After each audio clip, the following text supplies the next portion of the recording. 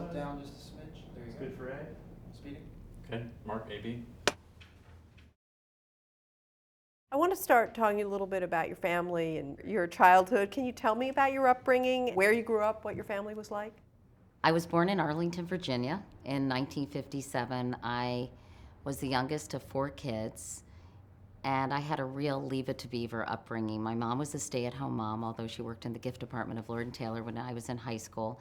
My dad worked in public relations. He had been a newspaper reporter at the Atlanta Constitution, before that the Macon Telegraph, and then for United Press he was a writer and an editor. But he had a hard time supporting, I think, 4 kids on a wire service salary. So, we did not grow up in an affluent neighborhood. We were decidedly middle class, but I always felt that my parents were very classy. They emphasized the importance of education. We all went to very good schools. We were expected to do well in school, expected to be involved in extracurricular activities. We always ran for office. My dad would help us write our speeches. My mom would help us with our posters because she was artistic. I think my parents were very involved parents, but they weren't pushy. They gave us enough room to make mistakes, but I think their values really seeped into our consciousness as kids and then as adults. Did you identify with one of them more than the other? I think I have qualities from both my mom and dad. My dad was, he just passed away this summer, an exquisite writer and a real Renaissance man. He could talk fluently about almost anything, and I would marvel at that. My mom is creative and funny and, kind of a firecracker. So I think I have personality traits from both of them. I love to write. I love words. My dad gave me a dictionary and he inscribed it to my fellow wordsmith. And I also consider myself pretty creative and quite outgoing. I think I probably got that a little more from my mom, although my dad was exceedingly charming. You were growing up during the time of the women's movement. Yes. Did that impact you in any way, the expectations for you? Very much so. I think I was very influenced by the women's movement coming of age during that period of time. I wasn't marching in 1977 in Houston. Was that when that big women's march took place where they wore the blue shirts? But I think it really did have an impact on how I saw myself and my role in the world. I wanted to have a career. My dad was also, I think, a feminist, surprisingly so, because he had a very strong mother and he believed in the value of education. And I think he wanted all of his children, 3 girls and 1 boy, to go out in the world and do something. Was your brother treated any differently, or did you ever feel outside of your family environment any differences in the way you were treated? My parents always told my brother he was going to be a doctor. He's not. He's in finance, but has done very well. I think that they didn't necessarily articulate what they envisioned for me professionally. But I remember vividly being in college and my dad introducing me to a couple of radio reporters and people who ran radio stations, because I think he saw in me an ability to write, an ability to relate, and thought that this would be a good career for me. So, I was only 18 at the time, so clearly they were thinking about what profession I might enter. So I think there were still stereotypical roles, I think, for men and women at that time, but I think my parents kind of quietly encouraged all of us to go to good schools, and not just to get our MRS degrees, but to go to good schools so we could then get good jobs. You talk about them encouraging you. I mean, was there a moment in your childhood when you realized that you might be good as a reporter or storyteller or, handling stress or anything that you do? Yeah, I remember in 8th grade when my teacher read my essay in front of the class. And I took so much pride in that. And I realized that I had written a good essay, but more importantly, I had really enjoyed the process of writing that essay. So I think writing has always come naturally to me, as opposed to math and science. Unfortunately, don't mean to fit into those gender stereotypes, but I had a real mental block with math, especially. And I think because I've always been very outgoing and always have felt comfortable with people, and I think what I lack in IQ, I make up for in EQ. I thought, to be out there, I was always asking people questions anyway. It just seemed to come together that this would be a good profession for me. I looked at print, I looked at radio, then I thought, gee, if my face doesn't stop a clock, I might as well try to see what I could do in television. I also knew it was more lucrative. And I thought, I would give it a try. And it was a circumlocucious route, to say the least. But ultimately, I achieved things I never in a million years imagined I would achieve. Well, you picked a pretty competitive business Yeah. and a pretty macho business in a way. I wonder if you can paint a picture for me of you as the young Katie Couric, sort of jostling with all the other young 20-somethings. When I was 22, my first job out of college, I went to the University of Virginia and majored in American Studies, was working as a desk assistant at ABC News in Washington, which pretty much entailed making coffee, Xeroxing the rundown, passing it around and answering the phone, and changing the ribbons on the wire machines. That's how old I am. When I think about the fact that I put white gloves on that they had in the wire room and would put the ribbon in the machine, I think, wow, I started in the dark ages. But it was a very exciting, fun, vibrant environment. My first day on the job, Sam Donaldson jumped on the desk and started singing that song, Katie, Beautiful Katie, at the top of his lungs. I was completely mortified. He whisked me away to a White House briefing, and I thought, wow, this is going to be fun. But women at the time were relegated to secondary positions. They were production assistants, they were secretaries.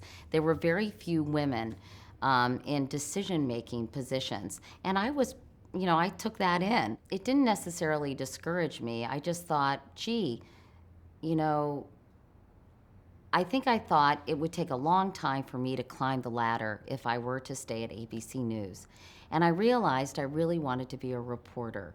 I didn't necessarily want to put together and write what someone else tracked and got credit for, to be brutally frank. And if I was a good enough writer and a good enough interviewer, or could become those things, I wanted to do those on my own. I stayed at ABC for less than a year because, lo and behold, there was this new cable news outlet that was starting called CNN, which we all lambasted at the time as Chicken Noodle News. George Watson, who was the bureau chief, was going over to start the Washington bureau of CNN, or to be in a big position at CNN. When CNN was established, I decided, gee, that would be a great place to really learn the craft of television news. It kills me when all these young people say, oh, I want to be a TV anchor. First of all, I hate that. They should say they want to be a reporter or a journalist. And I think that in any profession, you have to learn the nuts and bolts of what you're doing. And you have to learn it over and over again and do it enough times that you've made enough mistakes to learn from those mistakes. So I decided to go to CNN and that I would learn much more. And that's when I became a producer. I started as an assignment editor, so I learned kind of the logistics of news gathering. I then became an associate producer, a producer, and ultimately I started reporting because the anchor team for whom I worked, Don Farmer and Chris Curl, allowed me to do some things on the air. And I was pretty dreadful at first, and I had some pretty bad performances at CNN back in the day. Luckily, Don Farmer and Chris Curl, a husband and wife anchor team for whom I worked, allowed me to do some on-air reporting. And I'm sure if you uncovered my pieces from the CNN archives, you would be flabbergasted at how bad I was. And certainly when I was reporting from the White House to talk about the president's schedule, because Stuart Lurie, who was the Washington bureau chief, decided to give this scrappy kid a break, I was so bad that Rhys Schoenfeld, who was head of CNN, announced that he never wanted to see me on the air again. So I think I had had to have a pretty sturdy constitution to put up with the fact that people thought I was awful, and I was, actually. I was really bad. Some people wonder if I, hate the people who told me how awful I was or wanted to seek revenge, and in many ways they did me a favor because I wasn't very good. And if they had just patronized me or indulged me and said, oh, you're great, keep going, I don't think I would have worked as hard. And I think it inspired me to prove myself. And I think I've been doing that for most of my life, actually. Why didn't you just throw in the towel and say, okay, I'm bad, I'm going to try something else? I think that, the way you get to Carnegie Hall, practice, practice, practice, the way you get good on television or in anything is practice. And I really think I had enough self-confidence to look around me and see other people who were doing the job. And I thought, gee, I'm just as good as these people, or I have the potential to be just as good as these people. I just need to work on it. I mean, in addition to just kind of hanging in there, your doggedness, was there a really smart move that you made? I mean, something that really made a difference for your career starting to take off? I don't think I can pinpoint one sort of moment where there was an epiphany in the eyes of all the people around me and they thought, wow, this girl has a future. I think it was just slowly and steadily improving, getting more and more comfortable on camera. I always thought my writing was good. I remember covering a plane crash in Detroit, which was so awful, and it crashed. It was a Northwest flight that crashed after takeoff, and I think only one little girl survived. And I remember going there, my local news station in Washington sent me there, and standing on the overpass and looking at all the remnants of lives lost, like a diaper or a coffee pot or a book. And I observed that, and I wrote to it and wrote to each sort of thing that really did make you picture in your mind what was going on that airplane. Just another day for so many people before they met their fate. And I think I have an innate empathy and sensitivity that has enabled me to actually observe things and feel things and translate things. I hope. I mean, that's my goal, to be somebody who tells stories with humanity. And I think that's something you kind of have or you don't. And I think I realized I did have that in me. I did have an ability to communicate people's joy or sorrow or disappointments, frustrations, heartbreak, whatever. I do think empathy is really helpful in doing that. It's very satisfying when you get it right, too, isn't it? Yeah. Well, I love to write, and I think words can be so powerful. I was writing a piece about 9/11, and, to be able to communicate some of that deep, deep emotion and to be able to do it well, it is incredibly satisfying for me. To be able to tell other people's stories in a way that gives them dignity and pride, I mean, that's such a gift. I was wondering about the Pentagon beat, if that was a way of sort of proving your macho chops. I remember when I started reporting for CNN, George Watson told me, don't get involved in a lot of soft news, or don't be associated with just features.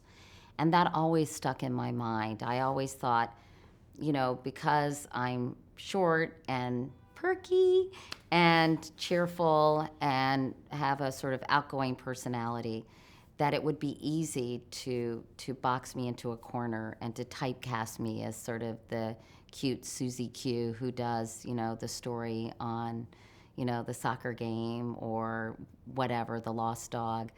And I realized there was more to me than that. I was more multidimensional. I had more depth than that. And, quite frankly, that I was fairly intelligent. So I think throughout my career, I tried to make sure that even when I was doing lighter fare, that it would also be balanced by more serious news coverage.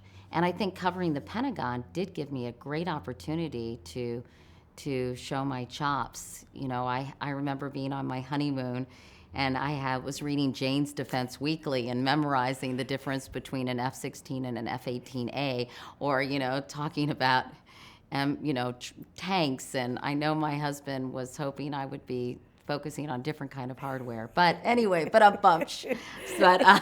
So I was, that was a very challenging beat for me. I think it won me some respect, even though when I first started, they didn't really want to put me on. I think there were male managers who didn't think I had the chops and didn't really want to give me a chance and didn't want to help me grow. I think that's so important. You know, yes, some people aren't going to be good, but I think there's a responsibility for people in management positions and leadership positions to help the people improve, because nobody comes into those jobs fully baked, and I certainly wasn't. Was there any way in which being there as a woman in the Pentagon was an advantage? Definitely. It was an advantage being at the Pentagon for me because, let me tell you, I could get a lot of admirals and generals to talk to me. I think I was kind of an unusual person to be a correspondent there at the time. There weren't that many women. I believe it's okay to use your charm, male or female. It's not necessarily feminine wiles, because I think men have wiles too. And I think that they really responded well, and they wanted to help me. And, that certainly didn't hurt. And I remember walking around, the E-ring and visiting the Secretary of the Navy's office and going down to the public affairs for the Army Chief of Staff. And I think a lot of it is, if you're interested and you want to learn and you're personable and respectful, people respond to you. It's not that hard to get people, I think, to support you and cheer you on if you're a genuinely good person. People do want good people to do well. And so I think at the Pentagon, because they knew I was a cub reporter and I was new to the job, I think there were a lot of people, men and women, quite frankly, who were really happy to help me. I think how you treat people really dictates how well you do in life. I really do. Ultimately, some people may get ahead by being political or may get ahead by intimidation or whatever, but ultimately, I think that the people who really do well and sustain success are the people who treat other people well. That's a very optimistic point of view. I do think it's true, though, because I think ultimately, if you don't have the support of your colleagues, and at least the respect of your colleagues, then ultimately something is going to happen where you're not going to do well. I mean, that's what I think. Maybe it's more wishful thinking, but I do believe that it's easier to certainly climb the ladder if you have people who are in your corner. So you were how old when you took over the Today Show? Looking back on that, what was the key to that happening? I think a lot of it is timing. I was doing well at the Pentagon. I think people at NBC saw that I was a fresh, young face. Those were the days. And they thought, wow, this person seems to have potential. So they started talking to me about reading the news on the Today Show. Well, I was a reporter's reporter. I had really never anchored. I hadn't had that much interest in anchoring, and when I had tried in various local venues, it was bad. I hyperventilated on the air one day, and I was like, wow, this is not a very auspicious beginning. But they wanted me to anchor the news on the Today Show, and I started doing that, learning how to use a prompter and making sure the pages in front of you coincide with what's on the prompter, because if the prompter goes out, you're totally screwed. And I did a pretty good job. I think I was funny and slightly irreverent. I remember reading a story about a man who was lost on a ski vacation. And so he lit the money in his pocket on fire and was able to, I guess, be seen by the search and rescue people. And I think I threw back to Bryant Gumbel with some kind of comment like, with my luck, I would have only had change. And, I think that it was just sort of, I was good at the witty repartee a little bit. And I think from there, unfortunately, I think the bad experience Deborah Norville had, through no fault of her own, it was just poorly handled. And I think people create narratives about people on television that aren't necessarily true. But I think because the feeling was Jane Pauley had been pushed out. This beautiful young Deborah Norville had been brought in, and it just created a bad situation for her. And I was the beneficiary, unfortunately, of her bad luck. Tell me the key to making a morning show work. A lot of people have asked me through the years, what does make a good morning show anchor? And I think it's really a combination of qualities. I think Matt has it. I think you have to be able to switch gears, and people need to think you're credible when you're talking about serious news, but also you have to have the ability to have fun and be light. And I think be genuine. I really believe on television that you can smell a phony a mile away. Maybe some people can't, but I feel like I can. And I think you have to be essentially the same person on camera as you are off camera. You can't turn it on. And I think morning television, because you're in every different situation, exposes you for who you are. It shows you in situations that require empathy. It shows you in situations that require humor. It shows you in situations that require toughness. And so I think that being authentic is critically important on morning television especially. Then I think you have to have this split-second judgment. You have to be able to be spontaneous, but you can't say everything you'd say if you were with a couple of friends having a beer. You have to kind of be able to say, oh, I can get away with this, but I can't get away with that. And you have to do it in a second. And I think you need to know when to hold them and know when to fold them. You know when to be funny and make a funny comment, but you don't want to be Don Rickles out there either. So I think those are the things that make a good morning person. And of course, relatability. I think people used to say to me, gosh, I used to feel like I had to be up and dressed with full makeup on before I watched Deborah Norville, because she was almost so beautiful. She was a little intimidating. I took care of that problem.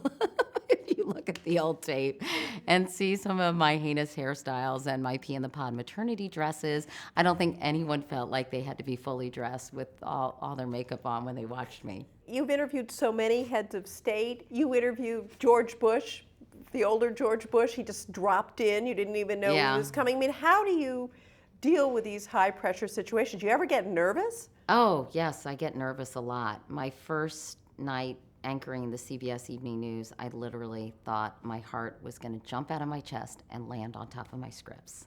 I get quite nervous at times, but I think if I'm prepared and if I know the subject matter, and that makes me comfortable. So I guess I would say be prepared, like the Boy Scouts and the Girl Scouts. And but I definitely have had moments when I've been nervous.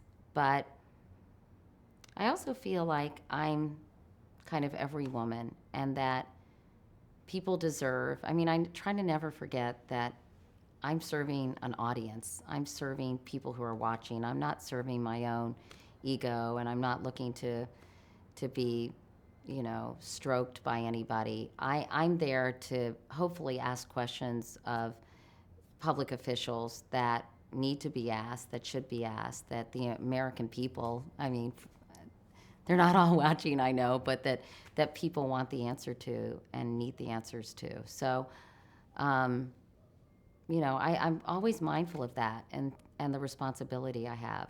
I recently rewatched my coverage of September 11th, which was one of the darkest days in my career and in American history.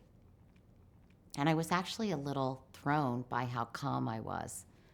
And I started kind of analyzing, why was I so calm?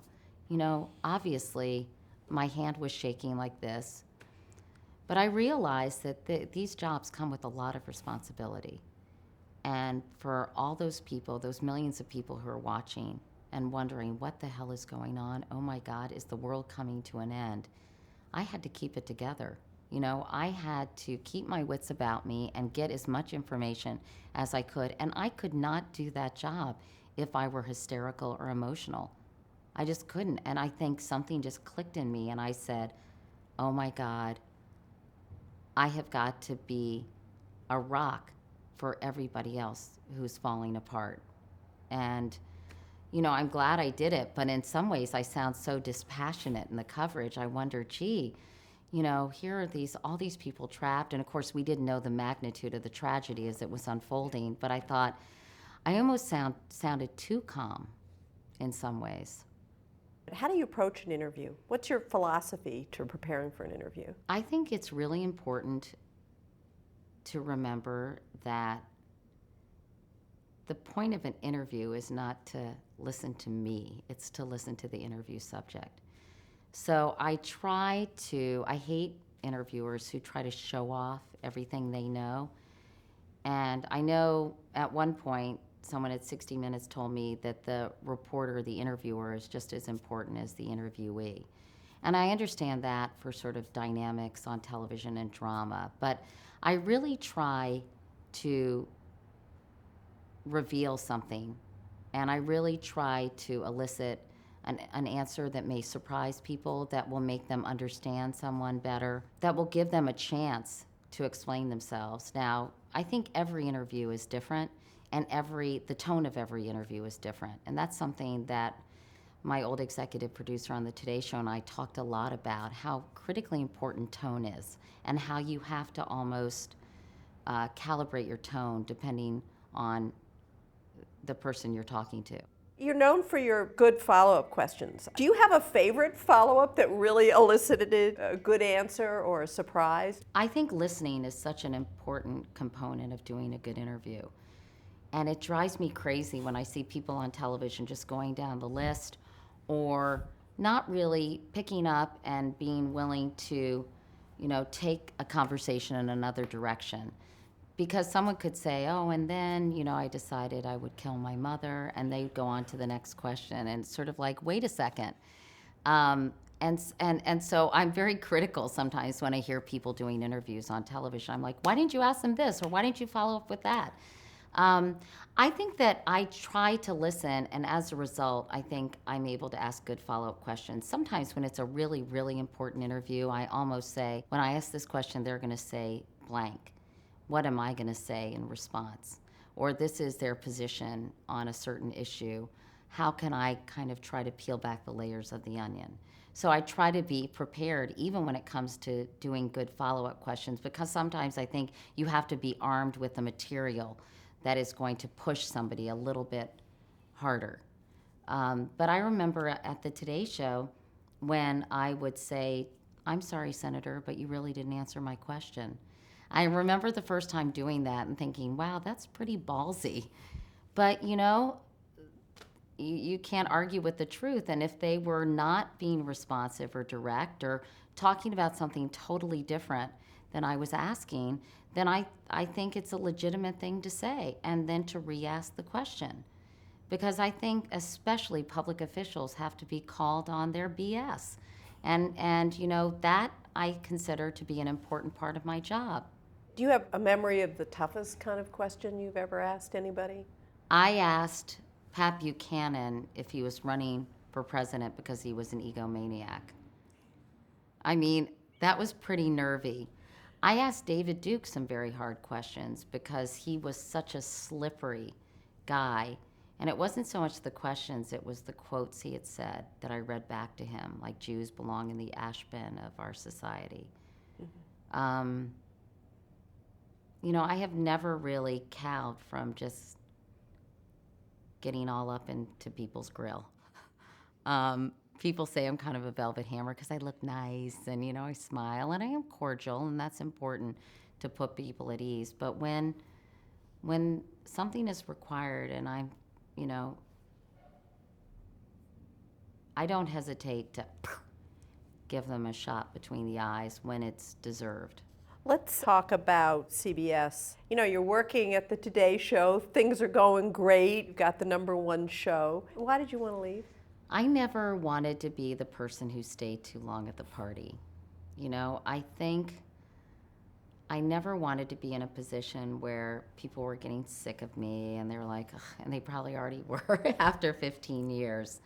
So I was mindful of that. And then this opportunity presented itself.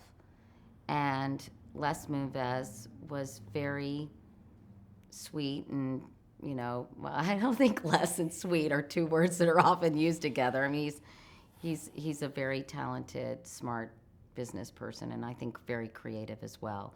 But he pursued me, and he pursued me pretty doggedly. And I was ready for a change. I had done the Today Show for 15 years, and I think I loved almost every minute of it. My mom, I remember said to me my last day, she said, you're really lucky because you've had a job for 15 years that you've loved almost, the whole time. But I thought, well, this is a new challenge. And I did think that it would be great to see a woman by herself handling that job. That was sort of the holy grail, of television at the time. It doesn't quite hold the place in the cultural landscape it once did, but I still think it was a very prestigious job, and I still think it is now. But 5 years ago, certainly. And that part of it was meaningful to you, to be the first woman. Yes. It was important for me to show young men and women that a female could handle that job all by herself. Barbara Walters had done it with Harry Reasoner. Connie Chung had done it with Dan Rather. But I felt like they were always a little bit second bananas. And I thought, gee, it's an important symbol to see a woman handling that broadcast every night. So that was one of the reasons. The second being it was a new challenge. The third, I was kind of tired of doing the Today Show as much as I loved it and loved the people and still do. And it just seemed like the timing was right for me to jump into that snake pit, which ultimately it turned out to be. I was so naive. How so? Well, I just think that the knives were out. I had had a lot of success on the Today Show. I think success breeds resentment. So I think there were more than a few people who are waiting for me to fall, which is always a wonderful situation. I think that CBS is a great place, and the network does some terrific work, but I think it's quite a traditional place. And I think if you don't come up through the CBS farm system, it's a little bit challenging because I think you really have to prove yourself. There were some people who were skeptical of my hard news credentials because I had done both things at NBC. And quite frankly, I think people probably remembered me for the more fun things than they did for the serious, hard-hitting interviews, even though I did plenty of those. I mean, many, many, many of those. But I think that people like to put you in a box, and it's very hard to be a person who does a panoply of things, for a person who can do light features but also can do hard-hitting interviews. And I think that's sometimes confusing for people, or they have a hard time wrapping their heads around it. And I think that's a little what happened to me at CBS. But, I think it also happened to me externally with a lot of people suddenly, criticizing my makeup or my clothes, or even women, which was really disappointing. Nora Ephron wrote a scathing piece about me, and I think she was trashing me for my makeup. And I'm like, Nora Ephron, really? But I'm really glad I did it. I'm really proud of the work I did while I was there. I just think it was, it was tough, but, that's in the fine print of every big job. It's not always easy. And I didn't expect it to be easy. I think just when, you think about things in theory, it's a lot easier to handle than in the reality of the moment. Was there a low moment where you thought, oh my goodness, what have I done here? Well, maybe when the cover of New York Magazine came out, and it made me think that journalism had reached a new low, because I had said to the reporter, some days I wake up and say, oh my God, what have I done? But 95% of the time, I'm really happy I made this move. And of course, they put the first part of the quote on the cover with a photograph of me looking very glum. And I thought, wow, the stars are not properly aligned. This is, when a reputable magazine does that, that somebody is not gunning for you out there. But, there were some low moments, but I just kind of thought that Boynton coffee cup I used to see on the desk at CNN with "Don't let the turkeys get you down." I just thought, people, I think, when they sometimes criticize, I think they're legitimate criticisms, and I think there were then, maybe about the broadcast or whatever. But often I think what they say, what the really nasty ones have to say, says a lot more about them than whatever it is they're talking about. So I just kind of kept going and thought, I'm going to do the best I can, something my dad always told me and told all of his kids, just do the best you can. And, that what would happen would happen. And as a result, I think I kind of climbed out of the hole, did some really good work while I was there, and ultimately realized that, this may not be the best venue for what I have to offer as a journalist. And I think that realization and being able to recognize that and act upon it is the most liberating thing you can do as a person. Well, it must have been satisfying to have all the networks vying for you when just it seemed like maybe a year before everybody was predicting your demise. I mean, you just couldn't turn around and not be reading some speculation. Yeah. And then a year or so later, you did have many suitors. I mean, again.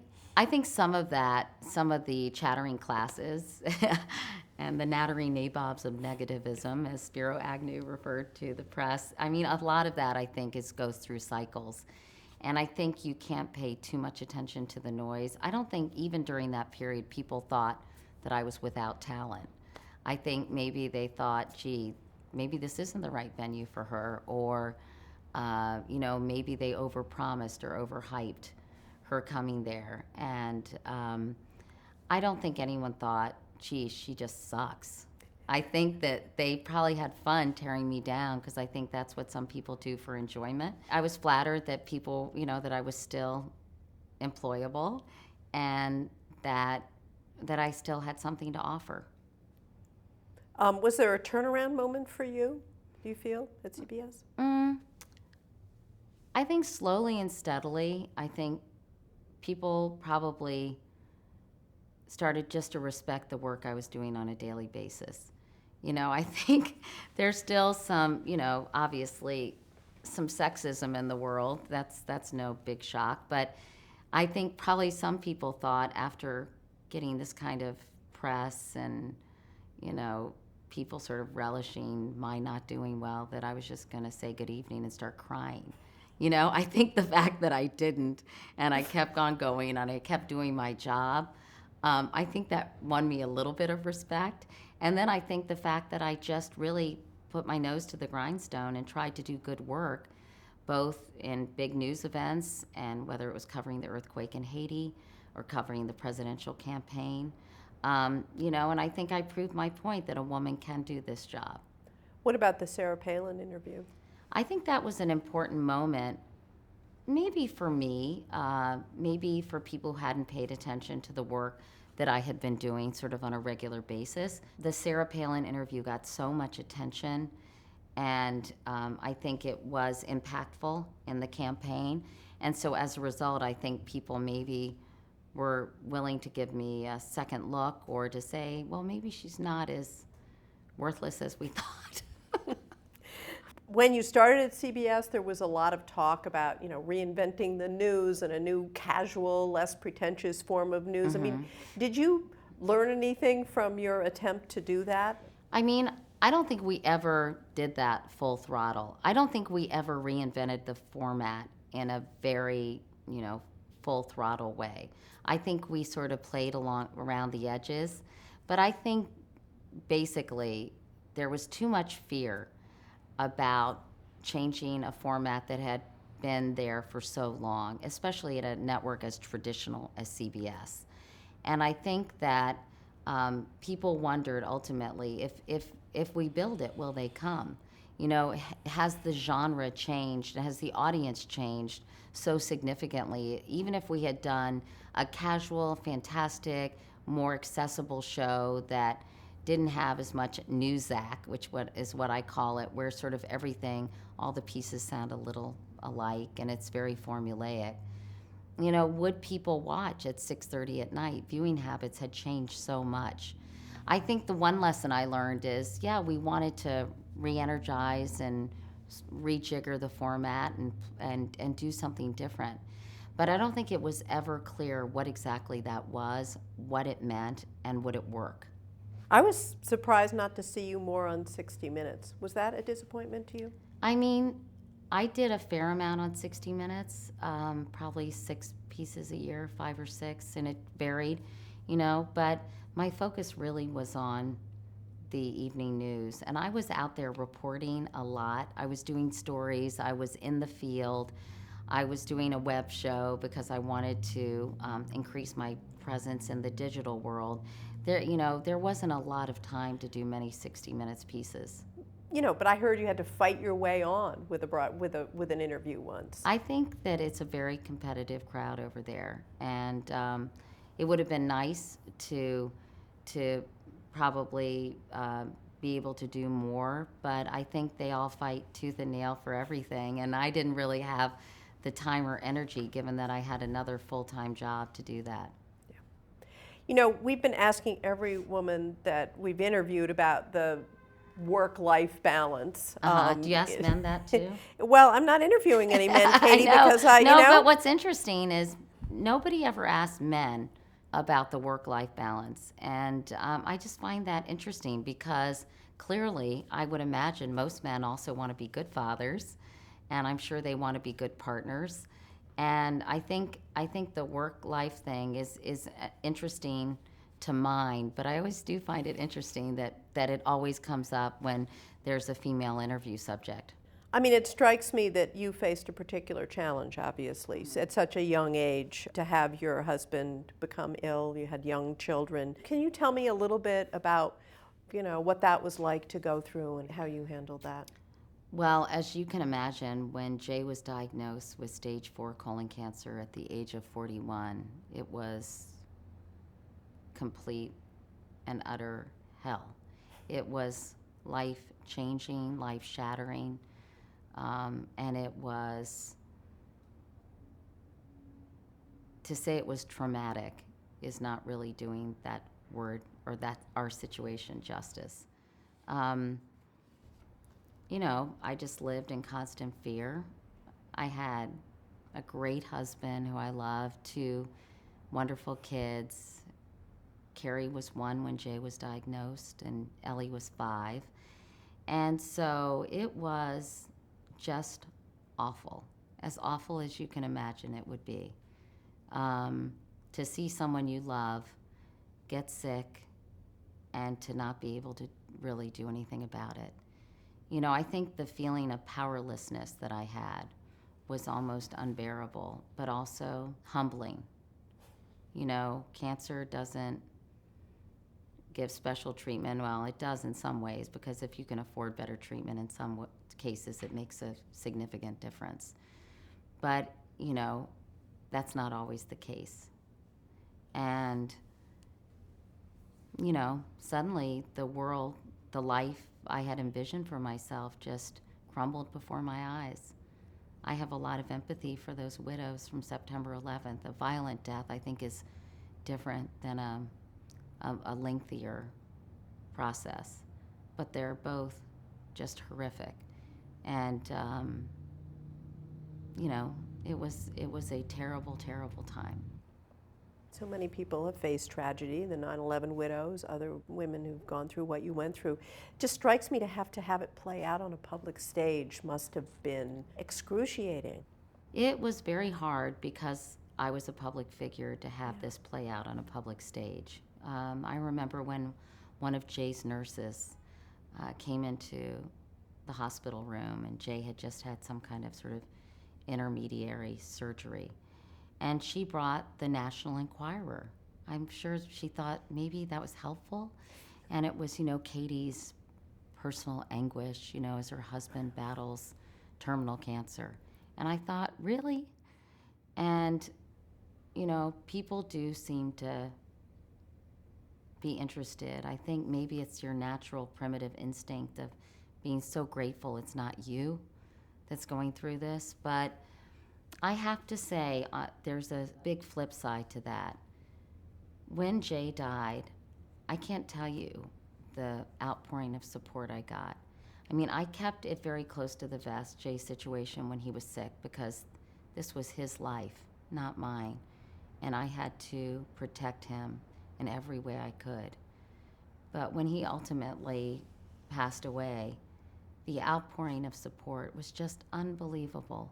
I mean, the cards from so many people who watched the Today Show, and I had them in a big box for so long, and it was so lovely, you know, that people really cared and reached out to me in that way. I was very lucky because it's a very isolating, lonely experience to go through something like this.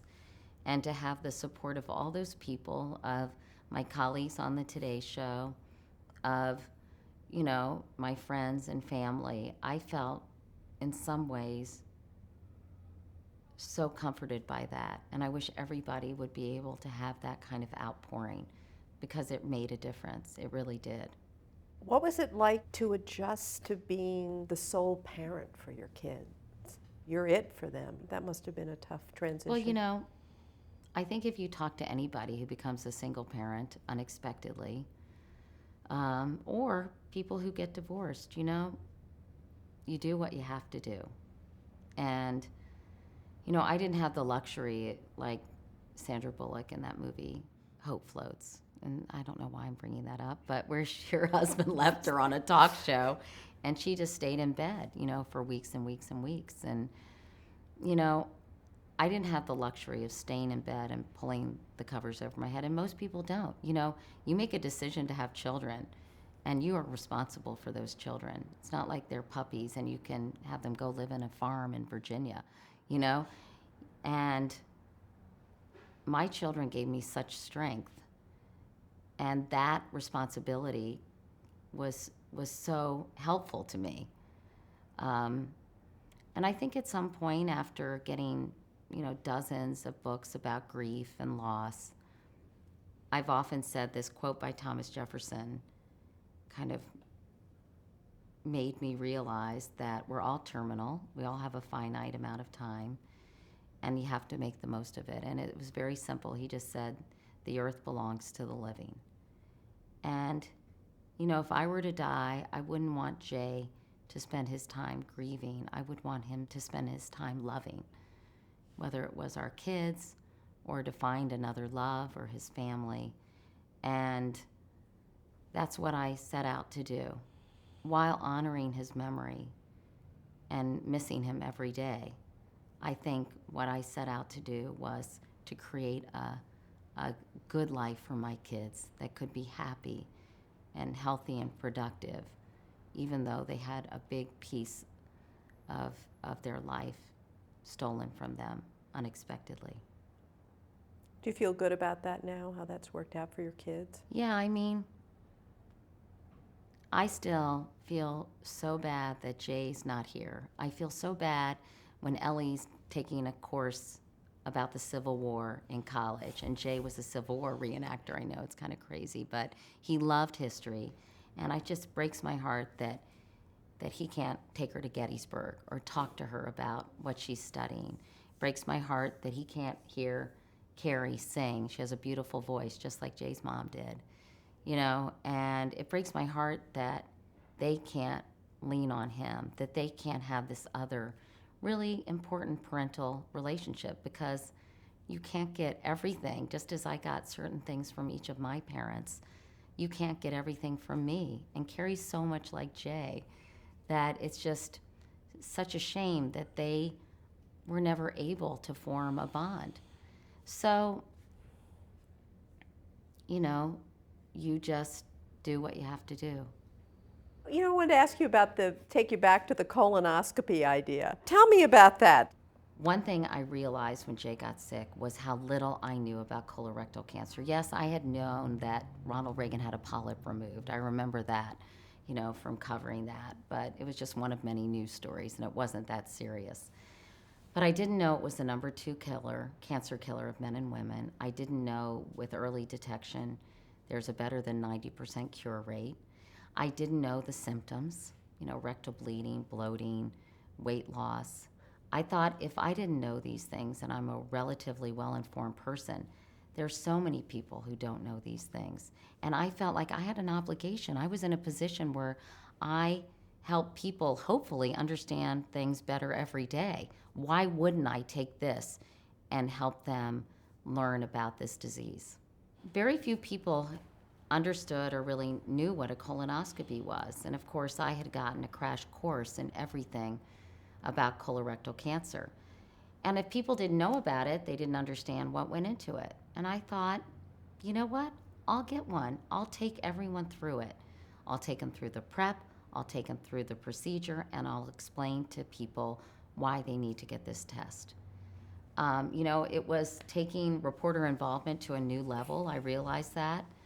But I didn't do it for some, look at me reason. It was actually because I thought it would be the very, very best way to educate people. They were already invested in me as someone they watched, hopefully regularly.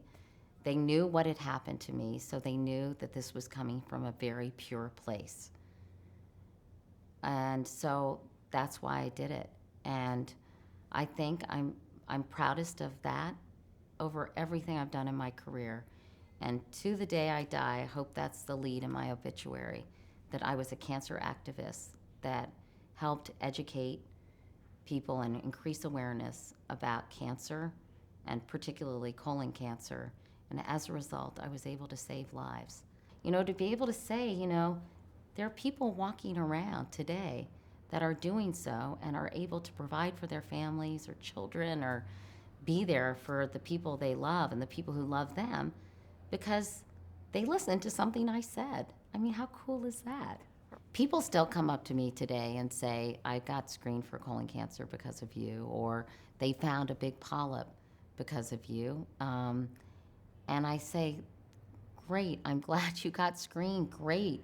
You were able to nip this in the bud, and you were able to go on with your life. My assistant's dad just got a colonoscopy, and they found a pretty sizable flat polyp that they couldn't excise, and he had a bowel resectioning. Now, if he had not tended to that polyp, who knows what would have happened? I hear stories like that almost on a weekly basis, at least. Shortly after I did my colonoscopy on television and the whole awareness campaign, the University of Michigan did a study and found that it resulted in a 20% increase in colonoscopies, and they called it the Couric effect. So I was actually in, I want to say the annals of American medicine, but it was the annals. And so it was really, really gratifying to hear that more people were getting screened because, you think of 20% as a statistic, but within that 20% are, a lot of mothers, fathers, sisters, brothers, who are walking around able to be there for their families because they got screened. And that's I consider it just a great gift that I was able to pay it forward and have an impact. That's a great legacy. It is. I remember once Ellie was in the kitchen and she was in 4th grade and she said, Mom, I am so proud of the work you've done with colon cancer. I mean, completely unsolicited. And I thought, gee, I must be doing something right, that Ellie is watching me because I hope that what I give my girls is the ability to deal with life's curveballs, because nobody goes through this life, with a perfect batting average, to continue the sports metaphor. And, everybody needs that ability to be resilient, that ability to have an obstacle or a setback and to pick yourself up and keep going. It seems like every time you change jobs, you start to break the pay scale. I know your parents taught you never to talk about money. I've heard that, but And I'm very frugal, which is sort of funny too, What's it mean to make that kind of dough for a woman? I mean, how important was it to you to make money? It wasn't that important, but I have to say, now that I have, it's very simple. It gives you one less thing to worry about. I think money is kind of like health. If you have your health, I think that's the most important thing, because if you don't, you have nothing. And I think if you have financial health, it's one less thing to worry about. I think about people who are struggling all the time and who are trying to figure out how to feed their kids, or how to pay the electric bills and feed their kids, or what's going to have to go. And certainly in this current economy, there's so many people who are having such a hard time. So yes, I feel so lucky. That's one thing I do not have to worry about. Polls show that women still shy away from ambition. You obviously were ambitious. You were very smart in how you your career, how your career moved forward. What do you think about women and ambition? I think society still has a hard time dealing with ambitious women. The Lady Macbeth thing seems to kind of permeate people's attitudes. And I think it's a shame, because I think, God, women have so much to offer stylistically. I mean, by the way, we're not monolithic, but I think, it's more than half of the population, and we do have so much to offer. And I think it's getting less and less uncomfortable for people to deal with successful women. But even Sheryl Sandberg recently said something like, the more successful men get, the more they're liked and admired. The more successful women get, the less they're liked and admired. I'm paraphrasing, but it was something along those lines. And I think, we still see women as the earth mother, Madonna, nurturer. And sometimes I think that doesn't jibe with some of the other qualities that are required for you to become successful, i.e. hard work, a certain inner toughness. And so I think that we're still slightly schizophrenic about the whole thing. Despite the success and the power of the female anchors like yourself, there don't seem to be that many female executives at the very highest levels of the media. Why is that, do you think? Well, I still think women are expected to do the lion's share of the caregiving in their homes. I think that's changing. I really do, and I applaud that. I'm so thrilled. But I think ultimately it's the woman who feels like if she spends too much time at the office, she's being inadequate in the parenting department. I think men don't feel that as much. And as a result, I think that it's harder for a lot of women to fully commit to careers that are incredibly demanding. And I understand that, by the way, having done both. I'm lucky because I was able to do the Today Show and be home a lot during the day. And Jane Paul used to say it was the perfect job for a mother. I don't know if I could be a White House correspondent and raise two girls, certainly not on my own. So I think I've been very, very fortunate in the choices I've made and in the opportunities that have presented themselves to me. And I think that it is very, very hard to do both for a lot of women. And I think that's why it's really important that employers have some kind of understanding that women in particular are walking this very, difficult tightrope and trying to manage the very difficult balance of being an Uber mom and an Uber employee. Do you consider yourself a feminist? Definitely, proudly. The definition of feminism is people who believe in the social, political, and economic equality of men and women. How can you not be a feminist? Do you have memories of the movement in any way? I mean, the battle for ERA or Geraldine Oh, Ferraro, yeah. or what Oh, are your yeah. thoughts about it? When I was offered the Today Show, Michael Gartner, who was then the president of NBC News, was talking to me, and I said, I would like to do this job, but having covered the Pentagon, I don't want to be relegated to cooking and fashion segments. If I'm doing this show, I want to be a full partner of Bryant Gumbel's, or I don't want to do it. Now, where I got the chutzpah to say that, and I said I want it to be 50-50. And he said, how about 48-52? And I said, okay, you're on. Because I thought even if it wasn't codified, once I was there, I was going to fight for an equal role. And I don't think I would have done that without the feminist movement. I don't think I would have had the awareness to say, wait a second. And a lot of it was because I knew people were watching, and I was an example for little girls. If they saw me doing fashion and food and those kinds of things, and never saw me toe to toe with a political official or a CEO or a criminal, what are they going to say? Wow, I guess I have to do cooking and fashion. That's what I'm going to be thinking about and focused on for the rest of my life. So that's why I fought for it, and that's why I did it, and I think I was able to achieve that. Why do you think that so many young women seem to think of feminism as a kind of dirty word? I don't really think that's true anymore. I mean, I think that was sort of the narrative for a few years. I think most young women appreciate what's come before them. I think it is about being able to make choices. You know, I am a big proponent of women maintaining their financial independence, and I think it's born of my own personal tragedy. If Jay had died and I had stopped working, I think it would have been very, very difficult for me to become the sole breadwinner when I wasn't earning anything.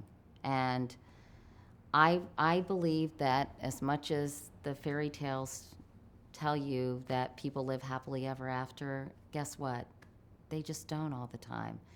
People get divorced, people die, people lose their jobs. And a book called The Feminine Mistake really solidified that for me. And I think it should be required reading for every young woman in this country. And I hate to be a Buzz Killington, as my daughter says, but you know, things don't always work out. And I believe you have to have a certain something to fall back on and to call your own. And I tell that to my daughters, and I tell it to every young woman I know. And that's not to say that staying at home, taking care of children isn't a noble endeavor. I really think it is. And in many ways, sometimes I wish I could have done more of that. But I always think you have to kind of be mindful. Just like you put money away for a rainy day, you have to be thinking about yourself and providing for your family when the skies get cloudy. You prepared for a lot of big interviews. When you're preparing for the Sarah Palin interview, what were you thinking? What were you doing? I think when I interviewed Governor Palin, she was sort of an unknown commodity. She was sort of scrappy and governor of Alaska, but people didn't know that much about her. I mean, really, what made her tick and how her take on various policy issues. So it was really important for me to give her a forum to basically express herself. So I asked fairly open-ended questions that weren't softballs. It kind of irks me when people say, oh, they were such softballs. I mean, I would ask her about nation building and what happens when, you know, you try to spread democracy and Hamas is elected. I mean, there are weighty issues that we discussed. But I think what my goal in that interview was simply to let Americans get to know her better. I remember talking to, I think it was Sam Nunn, because I called a couple of people from across the political spectrum just to talk about sort of their area of expertise. I was talking to him about nuclear proliferation and biological warfare, and I was just sort of interested with terrorism, kind of to talk to him about some of the biggest threats. And I think it was Sam Nunn, or it might have been someone else, who said, you know, you need to just let her talk, because we haven't really heard from her. And so that was my goal, to just let her express herself and to ask policy questions that I would have asked any candidate, whether it was about energy policies, social policies, you know, the economy, the financial meltdown, and that's what I did. Was tone important in that interview? It was. I was very unconfrontational, very steady, and I thought I was, you know, I made sure that I didn't say anything, do anything that would take attention away from her and suddenly put it on me. So I didn't want to look at her askance. I didn't want to be too encouraging or cheerful or supportive. I was just very, very straight. Matter of fact. Yes. Yeah. Because you're potentially a target yourself. Well, I knew, people say don't shoot the messenger, but often they do. And, Nicole Wallace, who was a friend of mine, was working on the McCain campaign, really, really liked Governor Palin. And, I was excited to be able to talk to her and hear from her. And I think she was less excited after the interview was over. What was the most revealing moment, do you think, from her? I think she was very nervous and inexperienced, truth be told. I think she hadn't been on this, she was thrust on this national platform. She hadn't really been asked some of these policy questions, which I think you really have an understanding of after years in government and after working in a lot of different areas. I know people say governors are better presidential candidates because they're executives and administrators. But I feel like sometimes the intricate policy issues are only gleaned, working day in and day out on on foreign policy or on commerce or on all these different committees where you really have to have a very, very complete understanding of some of these issues, which are very, very, very complicated. What did you want to be when you were a girl? When I was little, I used to take a pipe cleaner and pretend like I was smoking. Oh, isn't that terrible? And I used to think I wanted to be, this is so embarrassing, a model. First of all, hi, that's never going to happen. I think for a while this was when I was really little, a ballet dancer I think I wanted to be. I think I wanted to be an Olympic gymnast for a time. I think I wanted to be, I don't know, probably a movie star at some juncture. These fantasy jobs. I like this. I like the cigarette. Oh God! I Yeah, know. we used to That have was those before- Lucky Strike cigarettes. Those little. Yeah, those the little candy cigarettes. I still get candy I cigarettes love once those, in a yeah. while. What was your first paying job? My first paying job was I scooped ice cream at Giffords, which was an ice cream store in Arlington, and I was a hostess at Pizza Hut. But I got fired because I didn't do enough side work, and I think it was because the manager kept asking me to come over to his house and do his laundry, and I wouldn't do it. This is another one of these questions. Do you have 3 adjectives to describe yourself? Determined, funny, occasionally, I think I'm funny, and hopefully kind, caring. Not perky. Perky is fine. That is become sort of, it's interesting. I think someone should do a feminist thesis on the word perky. I think there was a subtle desire to kind of put me in my place. I hate to say that because I do think that word has sexist overtones. Bob Costas is short and cute, but nobody calls him perky. I think I don't mind like bubbly even though that has a tinge of sexism too, or outgoing, or effervescent, even though that should be for ginger ale. But I think that perky is just slightly demeaning, and I think that's why it has always kind of irked me. And I think people know it's demeaning, and I think it's a little bit of and I think that's sometimes why they use it. I do believe the statute of limitations on perky ends like when you're 40. It's hard to be, although I guess there's some actresses, when I think of like Jane Powell, is that the one who does the dentures commercial? I think she's probably still pretty perky. So I think I am in good company in some ways, but in other ways, I think people use it to kind of needle you a little bit in a not very nice way. I think I do have an outgoing personality. I'm upbeat, I'm positive, I sort of like to laugh, I like to have fun and enjoy myself, so sue me. And I think because of that, people make the mistake of saying I'm not a serious person. But I really truly believe that people are all those things. I just feel very comfortable showing all sides. Is there a person you've never met who's had a huge influence on your life? I think Eleanor Roosevelt has been a real role model for me. I think she was somebody who, took a lot of personal attacks and did incredible things. And, I really admire her. I haven't channeled her. Remember when Hillary got in trouble for saying that? I think Hillary Clinton actually has had a big influence on me because I admire her so much. Admire her intelligence and her tenacity. Politics aside, I think she's just has extraordinary strength, and I just am in awe of her brain power. When I talk to her and she, about complicated policy, and she effortlessly, constructs sentences which just blow my mind. I have such an appreciation for her intelligence and her eloquence. Yeah.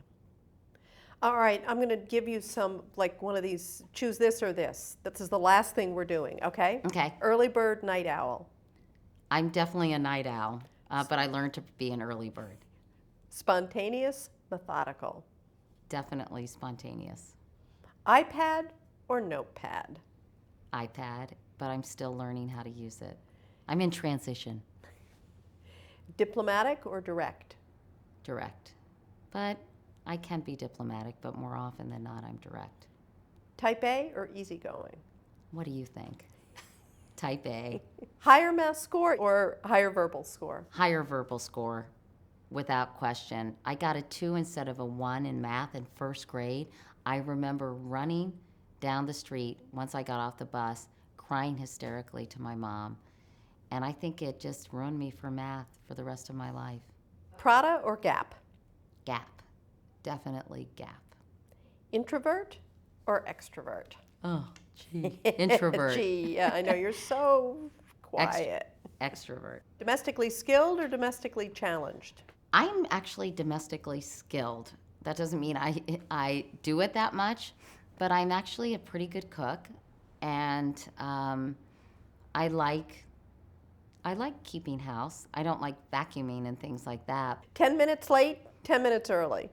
10 minutes late, definitely, and I'm trying to change that because I think it's actually really rude to be late. And I think it says I care more about my schedule than yours. Book smart, street smart? A little of both. I think I'm book smart, slightly, but I'm probably more street smart than book smart. And the last one, patient or impatient? I think the older I've gotten, the more patient I've gotten, but I think I'm inherently impatient. I'm very solution oriented, and I want things to work now, not later. So I would say impatient.